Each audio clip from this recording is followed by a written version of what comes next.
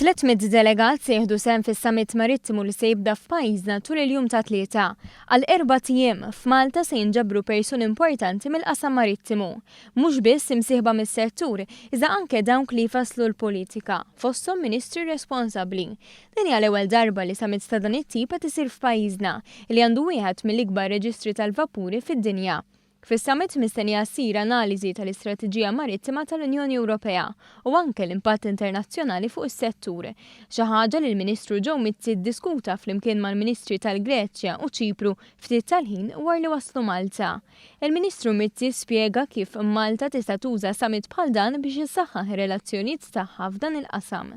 Għal-għalem tagħna u li minn din il-lum il-laqat li se jsiru nitalmu biex naw issa meta jkollna l-Presidenza f'idejna naraw wieħed xtixtieq din l-industrija x'qed tippretendi din l-industrija biex aħna nistgħu ngħinu fil-qasam marittimu biex jippromovi jimxu iktar qudiem għax nerġa' ngħid. Huwa fl-interess tagħna li aħna bħala pajjiż marittimu li nħeġġu li dal-qasam jimxu qudiem. Żied li bla dubju Malti hija destinazzjoni eċċellenti biex tospita dan is-summit, primarjament minħabba l-pożizzjoni ġeografika tagħha.